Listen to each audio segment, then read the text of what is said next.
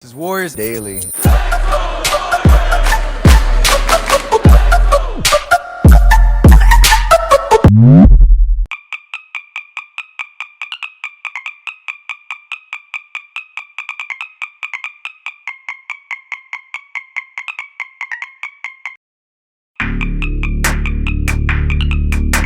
안녕하세요, 워리어스 데일리입니다. 바뀐 인트로 마음에 드시나요? 트레이드 데드라인 마지막 날 오늘 리그에 정말 많은 트레이드가 있었고 골스는 좀 조용하게 지나갔죠. 현지 시간으로는 오후 12시까지 트레이드 데드라인이라서 저는 그때 일하고 있는 중이라 영상을 만들지는 못하고 뉴스만 계속 보고 있었는데 생각보다는 리그 전체적으로는 좀 조용히 지나간 것 같습니다. 트레이드 데드라인에 대해서는 영상 뒤쪽에서 얘기를 좀 더 해보도록 할게요. 그리고 오늘은 세크라멘토와의 경기가 있었습니다. 커리는 예상대로 아직까지 뛰지 못하게 되고 오늘 드레이몬드 그린까지 몸이 좋지 않다고 하면서 뛰지 않게 됩니다. 그래서 야, 이제 대놓고 탱킹이 시작된 거냐 생각을 할 수도 있는데 오늘 뉴스에 골스 선수와 스태프 멤버 중에 12명이 코로나 백신을 맞았다고 합니다. 12명이 누구라고 얘기를 되지는 않았지만 보통 백신을 맞으면 몸살 난 것처럼 좀 몸이 안 좋아진다고 하는데 아마 드레이몬드 그린이 백신을 맞지 않았나 생각이 되네요. 그래서 팀의 주요 선수 이 두 명이 없이 경기를 해야 하기 때문에 여러 번 얘기를 했지만 이런 경기를 단순히 졌네 이러고 그냥 뛰는 그런 거 말고 젊은 선수들에게 좋은 기회와 경험이 되고 발전할 수 있는 긍정적인 경기가 되기를 바라겠습니다. 골스의 스타팅 라인업은 조던 풀, 앤드류 비긴스, 아직 떠나지 않은 켈리 우브레, 후안 토스카노 앤더슨, 제임스 와이즈맨입니다. 세크라멘토의 스타팅은 디에런 팍스, 버디 힐드, 타이리스 할리버튼, 해리슨 바른슨, 리션 홈즈입니다. 1쿼터부터 부주의하게 시작했고 디에런 팍스, 버디 힐드 그리고 루키 할리버튼까지 좋은 활약을 하면서 세크라멘토가 앞서갑니다. 그 뒤로 정말 빠른 경기가 이어지는데 24초 공격 시간을 굳이 누가 세지 않더라도 대부분 10초 안에 슛을 쏘는 양 팀입니다. 초반에 좀 정신없었던 골스는 정신을 다시 차리고는 득점하기 시작했고 앞서 나갔습니다. 그리고 세크라멘토의 루키 타이리스 할리버튼은 3점을 1쿼터에 4개나 성공시키면서 또 정말 좋았습니다. 1쿼터는 37대 35 양 팀 다 점수가 진짜 많이 나고 정말 재밌는 1쿼터였습니다. 2쿼터는 골스가 잘했습니다. 니코메니안도 3점을 잘 넣고 데이미언 리까지 괜찮았는데 이 잘한 골스보다 디에런 팍스 혼자서 더 잘해버렸습니다. 디에런 팍스는 거의 혼자 슛을 하고 또 전부 다 거의 다 집어넣습니다. 디에런 팍스는 늘 잘했고 항상 더 발전할 수 있다고 생각을 했는데 지금 리그 4년 차에 완전히 모든 걸 깨달은 듯한 모습입니다. 2쿼터까지 골스는 정말 잘했고 61점을 넣었지만 디에런 팍스와 타이리스 할리버튼 이 두 선수의 활약으로 세크라멘토는 72점이나 넣으면서 앞서갑니다. 3쿼터에도 핫한 세크라멘토는 멈출 줄 몰랐습니다. 계속해서 디에런 팍스가 또 잘했고 골스가 한번 따라갈 만하면 또 3점으로 기세를 바로 꺾어버리는 세크라멘토 선수들입니다. 3쿼터까지 야투율을 50% 가까이 쏘고 있는 골스가 나쁘지 않았는데 세크라멘토는 야투율이 경기 내내 60%로 멈출 줄 몰랐습니다. 106대 86 오늘 공격 하나만큼은 끝내주게 하는 세크라멘토입니다. 4쿼터에 점수가 많이 벌어지면서 시작을 했는데 초반에 조던 풀이 혼자서 9점을 막 넣으면서 나름 점수를 빠르게 좀 좁혀봤습니다. 그래서 시간을 7분 정도 남기고 12점 정도로 이게 충분히 해볼 만한 경기가 되었었는데 다시 또 오늘 경기의 주인공 디에런 팍스가 3점을 또 막 넣기 시작하면서 컴백할 수 있는 기회를 아예 주지 않았습니다. 디에런 팍스는 옛날에 최고 전성기에 막 가까워지고 있는 존 월을 보고 있는 것 같아요. 경기가 좁혀지지 못하고 세크라멘토 오늘 141점이나 넣으면서 119점을 넣은 골스를 상대로 쉽게 승리했습니다. 디에런 팍스는 커리어 하이 44점을 넣었습니다. 킹스가 그냥 이렇게 하면 져야죠. 야투 60% 넣는 팀 상대로는 이길 수가 없는 거죠. 3점도 50%나 넣고 골스도 오늘 야투율이 51%로 좋았는데 이기려면 70%를 넣었어야지. 오늘은 무엇보다 커리도 커리인데 그린이 수비에 없었던 게 눈에 좀 많이 띄었습니다. 킹스의 디에런 팍스는 계속 말하지만 정말 잘하고 오늘 자신 커리어에 가장 좋은 경기를 한 거니까요. 그리고 타이리스 할리버튼은 경기를 처음부터 이렇게 끝까지 쭉 지켜본 게 저는 개인적으로 오늘 처음인데 이 선수는 앞으로 최소 10년은 정말 잘할 것 같네요. 플레이하는 거 보면 리그 최소 막 4, 5년을 뛴 베테랑처럼 전혀 무리하지 않고 적재적소에 가장 완벽한 플레이를 할 만들어낼 수 있는 그런 선수로 보입니다. 이 선수가 12번째인가 뭐 11번째인가 올해 루키로 뽑혔는데, 아무튼 올해 루키 픽 중에 가장 알짜배기 최고의 픽이 아니었나 생각합니다. 오늘 경기는 얘기를 딱히 많이 할 거 없이 위긴스가 26점, 야투율 55%, 팀에서 가장 뭐 잘했다고 볼 수 있고, 위긴스가 좀 이렇게 살아나는 거는 굉장히 좋은 것 같습니다. 그리고 토스카네 핸더슨은 야투율 100%, 3점슛도 3개나 성공했고 15점에 득점뿐만 아니고 수비와 플레이메이킹도 잘 해줬습니다. 토스카네 핸더슨은 그린이 있더라도 로테이션에 꾸준히 나올 수 있었으면 좋겠어요. 그리고 아직 남아있는, 그리고 앞으로 남아있을 켈리 우브레는 19점. 사실 전반에는 진짜 못했는데 후반에 살아나면서 19점을 넣었지만 좀 늦게 시작이 돼서 아쉽습니다. 그리고 조던 풀은 17점으로 점수만 보면 뭐 그렇게 나쁘진 않은데 야투율이 40%가 안 되면서 효율성에서 좀 아쉬운 게 슬슬 보이기 시작합니다. 하지만 그래도 조던 풀은 아직까지는 훌륭하다고 생각합니다. 오늘은 루키 2명, 니코 매니언과 제임스 와이즈맨에 대해서 얘기를 좀 해보고 싶은데, 우선 니코 매니언, 지난 경기에 제가 지금까지 봤던 것 중에 제일 잘한 경기였다 했는데 오늘은 또 그걸 뛰어넘었습니다. 거의 30분을 소화하면서 3점을 5개나 성공하는데 그중 몇 개는 정말 쉬운 3점도 아니었고 정말 터프한 3점을 잘 성공했습니다. 매니언이 이렇게 3점을 잘 쏘는 줄 알았으면 진작에 3점 슈터로 좀 더 기용을 해볼걸, 그런 생각까지 들게 오늘 잘했습니다. 니코 매니언은 세컨 라운드에 뽑혀서 큰 기대가 없었고 최근까지도 아직 NBA 선수로서는 준비가 안 된 것 같다 생각이 됐지만 요즘은 그 생각을 점점 조금씩 바꿔가고 있습니다. 그리고 오늘 워너메이커가 팀에서 나가게 됐죠. 그러면서 팀에서 커리를 제외한 유일한 포인트 가드입니다.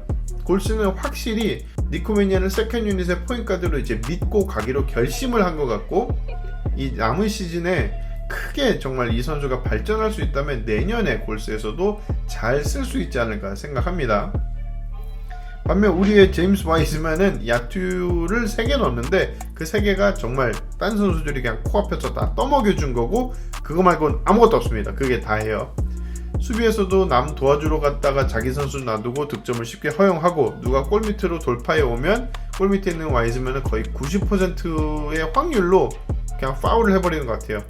자신이 직접 만들어서 득점하는 거는 뭐 거의 본 적이 없고, 리바운드도 혼자 있을 때는 그냥 잡는데 리바운드 경합을 하면 상대보다 뭐 높게 뛴다든지 자리를 잘 잡고 박스아웃을 해가지고 공을 따내는 거는 본 적이 없습니다. 오늘 리바운드 하나 멋있게 잡았는데 그동안 볼 수 없었던 리바운드였거든요. 근데 저도 오죽하면 리바운드를 하이라이트로 보여주고 있네요. 아무튼 오늘 기름손 장면 하나 없이 이렇게 리바운드 멋있게 잡았는데 좀 이 몸을 좀 키워서 박스아웃 하는 거를 길러보면 어떨까 생각합니다. 그리고 와이즈맨의 성장이 이제 골스의 이번 남은 시즌에 가장 중요할 것 같은데, 아무리 좀 기회를 많이 줘봐도 좀 답답한 거는 없어지지 않습니다. 이게 만약에 오늘 경기만 놓고 얘기를 해본다면, 니코 매니언이 만약에 이지명으로 뽑혔는데 오늘 막 3점 슛을 5개 넣었으면 와 진짜 잘한다, 얘는 진짜 잘한다, 이런 얘기를 들을 만한 경기는 사실 아닐지도 모르겠습니다. 반대로 와이즈맨이 2라운드 출신이었다면 2라운드 치고 주전 센터로 나와서 와 나쁘지 않네, 아니면 와 심지어 잘하네 얘기까지 들을지도 모르겠습니다. 이 선수들이 무슨 픽이었던 둘 다 19살, 20살 이렇게 어린 선수들인데 참 기대치라는 게 얼마나 큰 부담감을 줄 수 있는지 생각하게 됩니다. 위긴스도 1지명이 아니었으면 와 위긴스 잘한다 이럴지도 모르겠고, 드레이몬 그린도 2라운드 픽이 아니고 막 1번, 2번, 3번 픽이었다면 지금처럼 이렇게 트리플 싱글 하는 드레이몬 그린 잘한다 뭐 이렇게 얘기하는 사람이 있을까요? 아무튼 오늘 경기는 좀 짧게 여기까지 얘기를 하고 오늘 있었던 트레이드에 대해서 얘기를 좀 해보겠습니다. 골스는 이전에 얘기했던 뭐 에렌 골든, 빅토 올라디포, 론조 볼, 보그단 보그다노비치, 결국 누구와도 따로 접촉이 진짜 아예 진전이 된 것도 없었던 것 같습니다. 그러더니 그 어떤 선수도 영입하지 않고 브래드 워너메이커와 말키스 크리스 선수를 내보내면서 셀러리만 약간 덜어가기만 했습니다. 이 두 선수를 덜어낸 것만 보면 사실은 진짜 잘한 무브라고 생각할 수 있습니다. 우선 말키스 크리스는 아시다시피 올해 부상으로 뛰지 못하는 거였으니까 보내면서 셀러리를 덜어내는 거는 좋았죠. 그리고 골스에 대해서 올해 얘기를 할 때 클레이 탐슨 부상에 대해서만 얘기를 진짜 많이 하지만 사실 말키스 크리스 선수가 시즌 초반에 부상당하면서 시즌 아웃된 게 저는 정말 컸다고 생각합니다. 우선 크리스가 있었다면 제임스 와이스맨이 막 중간에 G리그에 가서 좀 뛰어볼 수 있는 경험이 될 수도 있었을 거고, G리그에 다녀온 조던 풀과 매년을 보면 정말 얼마나 좋은 기회였는지 아시겠죠. 그리고 올해 센터가 없어서 센터 정말 단 한 명 없이 뛰어야 했던 경기가 정말 얼마나 많았습니까. 사실 말키스 크리스 선수가 있었다고 지금 성적에 막 갑자기 확 뭐 올라가고 이런 건 아니었겠지만, 그래도 크리스가 없는 거는 정말 크지 않았나 생각합니다. 그리고 브래드 워너메이커가 떠났죠. 브래드 워너메이커가 떠나게 된 거는 제가 긴 말을 하지 않겠습니다. 이 짧지만 골스에서 워너메이커의 활약 영상으로 대처하도록 하겠습니다. 보고 오시죠.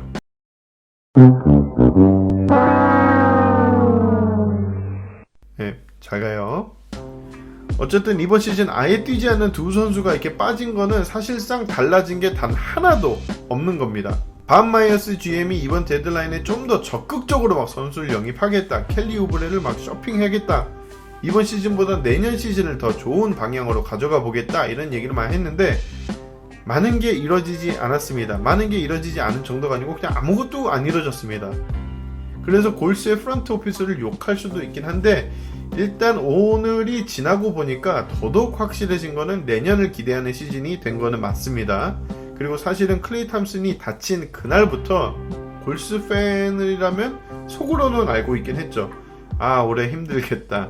하지만 그냥 저도 인정하고 싶지도 않았고, 뭔가 올해 또 바로 그냥 작년처럼 포기해버리는 게 아니고 좀 무리해서라도 켈리 우브레를 데려와서 이 멤버로 플레이오프까지 올라가서 꽤 높은 곳까지 도전해볼 수도 있겠다, 막 이랬으면 좋겠다라는 목표로 사실 시작을 한 거죠. 그리고 생각보다 그게 쉽지는 않았고, 뭐 지금 거의 중간 딱 가까운 이도저도 아닌 시즌을 가고 있는데, 어쩌면 이거를 그대로 그렇게 애매하게 두고 애매하게 끝내는 게 더 나을 수도 있습니다. 이게 무슨 말이냐고 할 수도 있지만, 어차피 윈나우는 못하는 거고, 그렇다고 선수들 다 팔고 미래 선수들을 받아서 몇 년 뒤를 기약하는 팀이 아니기 때문에, 작년처럼 막 시즌 막판에 막 뭐 처음 보는 막 길거리에서 이상한 선수 데려와가지고 시즌을 꼴찌로 마무리하는 게 아니고, 지금 이 주요 선수들을 남겨두고 그냥 올해는 이렇게 애매하게 끝내고 말 그대로 이 선수들을 가지고 클레이 탐슨이 돌아온 내년에 다시 도전하는 거죠. 다만 그렇게 되면 단 한 가지, 이번 오프 시즌에 무조건 해야 하는 한 가지가 있습니다.